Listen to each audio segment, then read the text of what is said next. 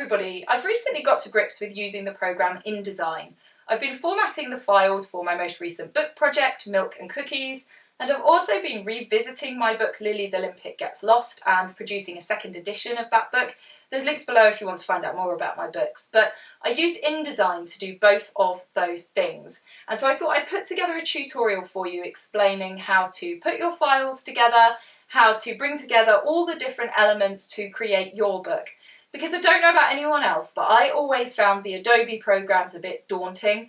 I've tried to use Photoshop in the past and always found that it wasn't very intuitive.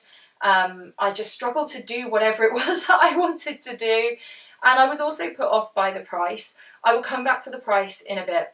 So I never really got into using the Adobe programs. However, when I was creating Milk and Cookies, I ran into an issue that I needed to save my PDFs with CMYK settings. If you don't know what I'm talking about, I will link a video below and above to explain what that means. And when I was trying to put together my file using Pages, which I've used before, Word would be the equivalent, you can use those programs to put your book together. Equally, I also tried with Canva, and none of those programs can save with CMYK settings. And so that was a big part of why I turned to InDesign. The other reason is that my printer needed the spine sent as a separate file. So in the past I've produced the whole cover as front cover, back cover and spine as a full wrap. But with this particular printer they needed the spine separately. And the only way that I could produce a file that was 3mm wide was to use InDesign.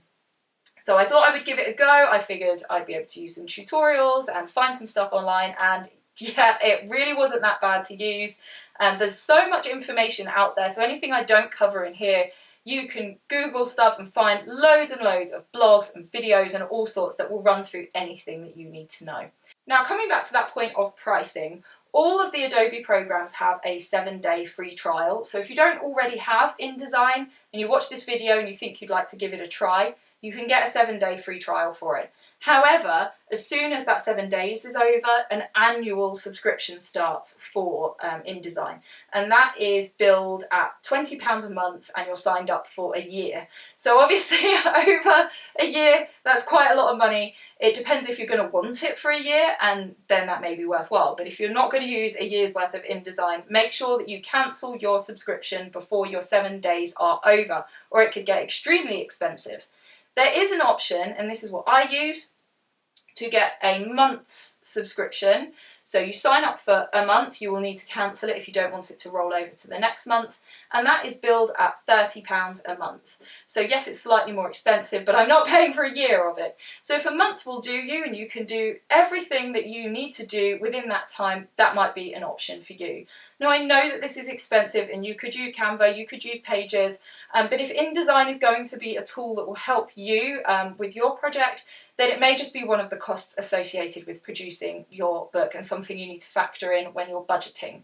Now, all of that said, I'm now going to go onto my laptop screen and show you how to go about creating a book using InDesign. So here we are in InDesign, and I am going to create a new document. And you can see here I can choose a document of a size that I've worked on before and just click that and it will create it. Or I can type in here the exact sizes that I want and the exact specifications. So this is the trim size of Milk and Cookies. So type in whatever your trim size is here. That's the trim size without bleed. So Milk and Cookies is 203mm wide and 254mm high. You choose your orientation here. And then you can put in here the number of pages. Oh, I should say, do make sure that your printer can produce whatever size book it is that you've chosen, because otherwise you can create your whole book and then realise that you've got to change it. Now here I can put in the number of pages. Milk and Cookies the document is actually 40 pages long.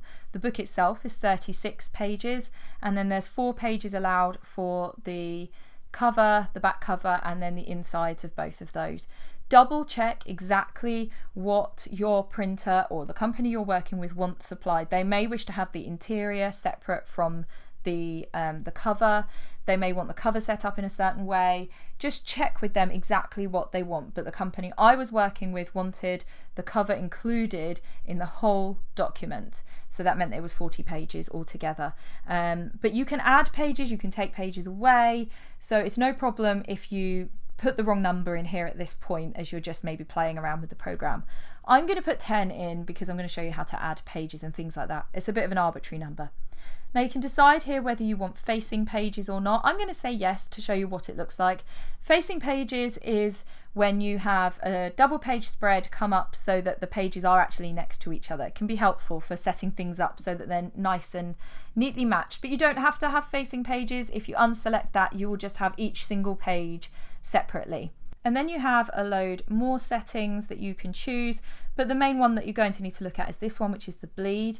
Now in general, bleed is set at 3mm, and that's what I've put in here. If you are creating something where you only need the bleed on certain sides, then you can click this off, which is the make all the settings the same, and then that means that you could change one. So let's say that one is 0. Otherwise, if you click this on, they're all going to go to the same. So I'm going to make all those 3mm.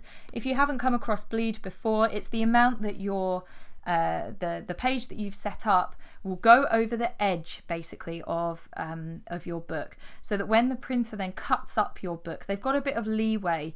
If they make an error, you're not going to end up with a white line around your book if they don't quite cut it straight. So usually you have to allow for an extra 3mm around the edge of your book so that they can make sure that it all looks nice and neat, because it's never going to be perfectly cut out. But do check what their specifications are and exactly what they want on the files that you produce. So you can set that. Now these can also be changed. You can go back into this and change settings if you discover you did something wrong. So I'm going to create that file. So here it is. And you can see there's that first page, and then here's my first set of facing pages, which means that I can set those up next to each other. Now, one of the things that I want to do first of all is to make sure that I can see those bleed areas, because at the moment they're not visible. Can you see that's that red line going around? And I want to be able to see it because I'm going to have my images hanging into that area there. So we want to go into View, Screen Mode, and include bleed. So now we can see that area there. Now I'm going to turn this page into a title page. So let's choose some text, choose the text box, and I can type something in there. So I'm going to call this tutorial book. And then I can select that bit of writing there, and I can choose a different font if I want by dropping down this little box here. Let's choose this font. I can make it bigger by either going up or dropping that down and choosing a specific size. I can, if I've got more than one line of text, I can change the spacing by using this. I can choose the alignment, so I'm going to centrally align this, and then I can choose the arrow, and I can make that box a different size, and I can put it in the center of my page if I wish. In fact, I can put it right in the center like so if I want. I would want that pinched in to be able to actually make sure that's in the middle like this. Another way of making sure it's in a certain place, let's say that I want this bit of writing 10mm down, that would be very small.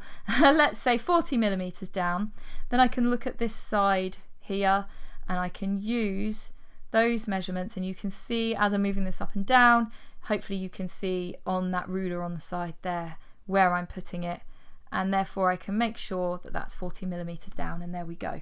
So you can use these lines at the sides to make sure that things are exactly where you want them. So we can pop that in there. Let's make that bigger. Okay, and then I can add in my name and do exactly the same thing. So we can make that a different font, and we can make it bigger, and so on. So this is what you can do with your writing. There we go. It looks amazing. It really doesn't. Let's align it. The one at the top isn't in the middle. There we go. Lovely. Now, did you see that green line that popped up there? That meant that these two elements are in line with each other. So the purple line meant they were in the middle, the green line means that they're in line with each other. So you can decide where you want your various different elements. Now, if I want to put an image in here, I need to select a frame. So this is a rectangle frame. You can put a circle frame in if you want. So here's my rectangular frame, and I'm going to choose an image to go in there.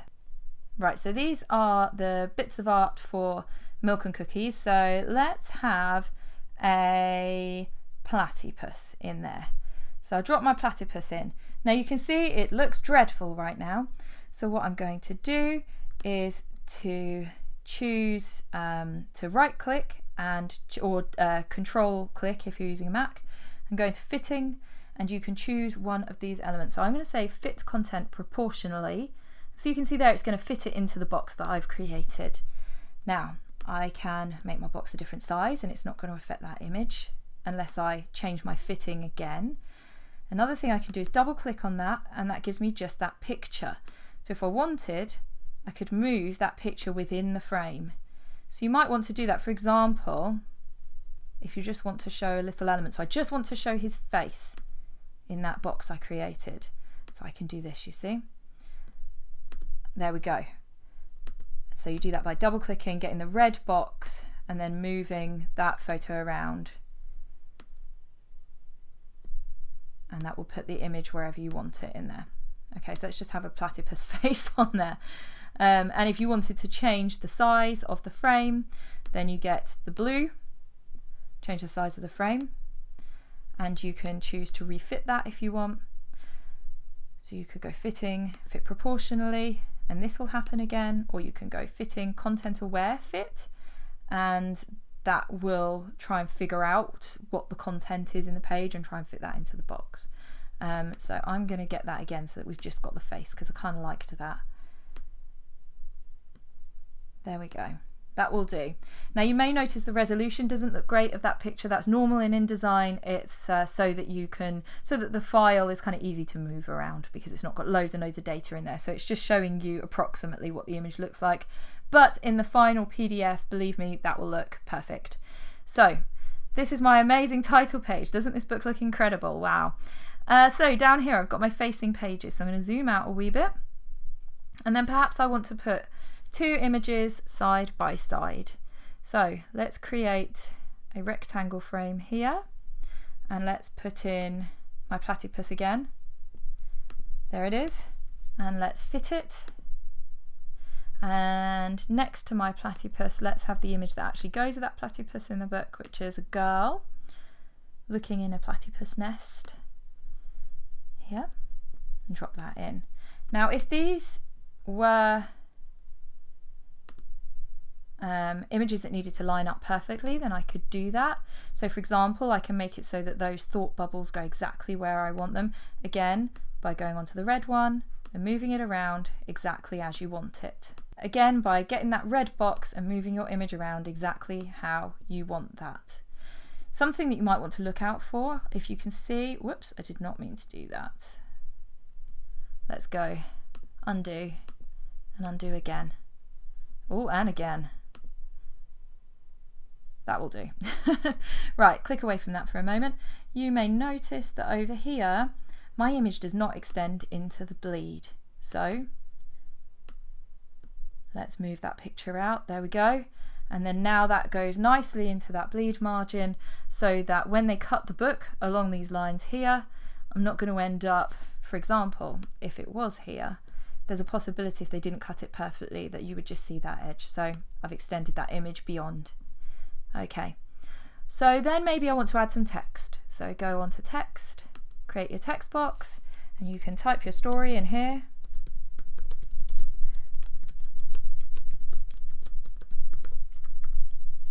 And then you can do as you did before.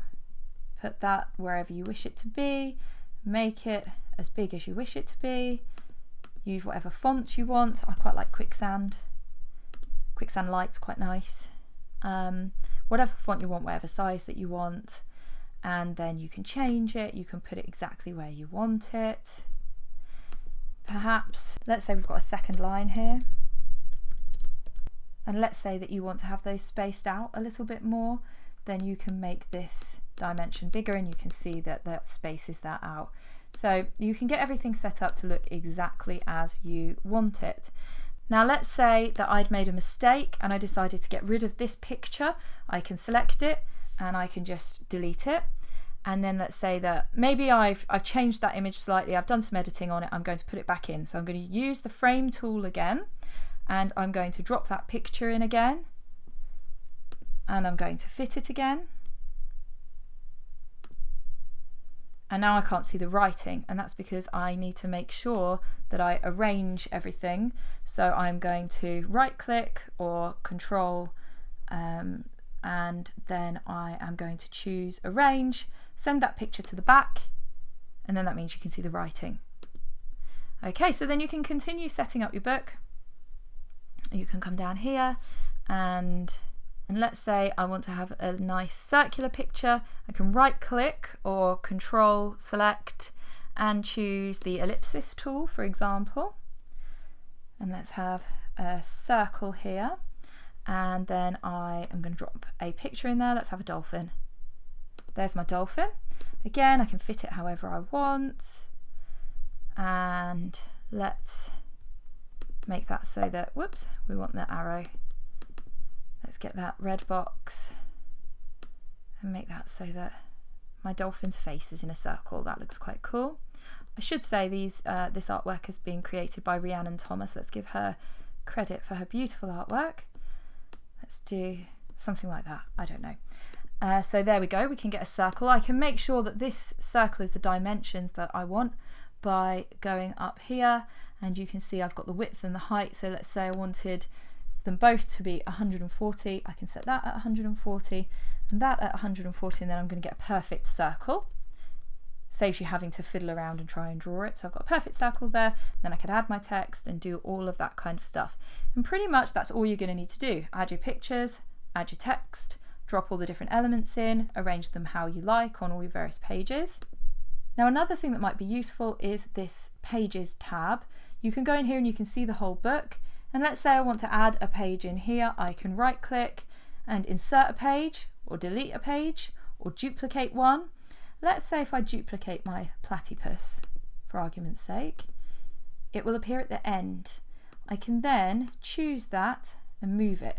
So I want to put it there or there and move it around. If I then want to delete it, I can right click and delete it,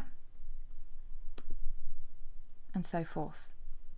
So that's a useful thing to be able to do, to go in there and add things and remove things. And if you decide your book needs to be longer or you want to put something somewhere else, then you're able to do that using this tab here. Now another thing that can be useful is if you decide that you want to change the dimensions of the book or something like that, you can go in here, you can go to Document Setup, and here are all of the little things that you chose at the beginning. And let's say I think, oh gosh, I actually meant for the height to be 203. It's meant to be a square book.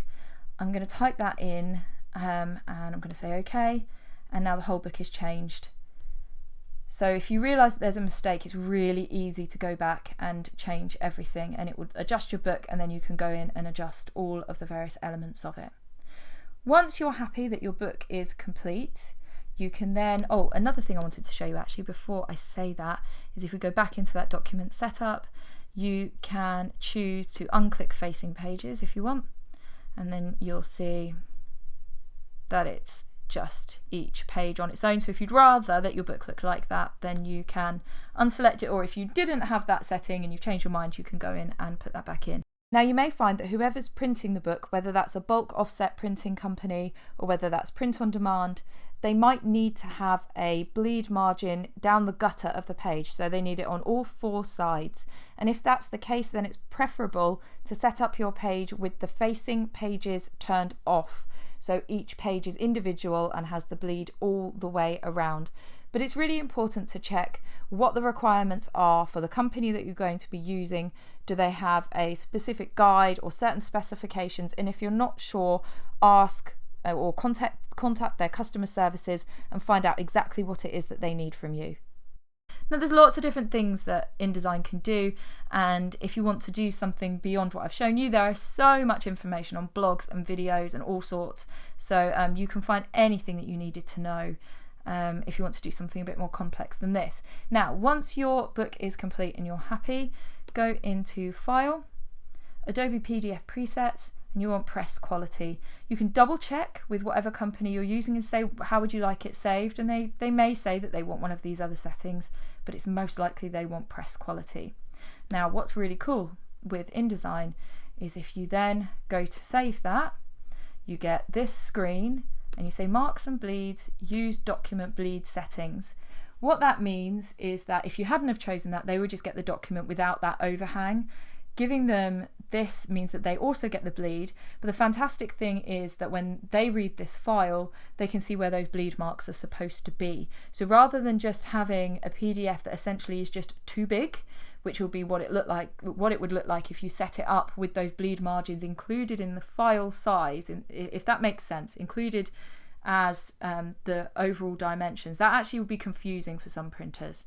But if you save it in this way, so saved with use document bleed settings, they can actually see this is the actual book and this is the bleed, and they can put their marks in as appropriate and cut the book out as appropriate, and it makes it really, really easy. This setting, this press quality setting, will save it with CMYK, which is great. You can change anything else in here that you need to, but that's probably all that you need to do. Hit export, it will save it, and then you can double check your file and make sure that everything is as you hoped it would be. And really, that's it. That's all you have to do. That's how to create a book using InDesign. It's really not that complicated. You're just building the text and the pictures and using these frames and moving stuff around, and then you can export it and have a really lovely high quality PDF. Do let me know in the comments if you have any questions, or if anybody has any extra resources or anything that would be helpful to share, then please do pop that in the comments. I hope you found this video useful. Please hit like, and don't forget to subscribe if you haven't already for more videos like this one. Take care.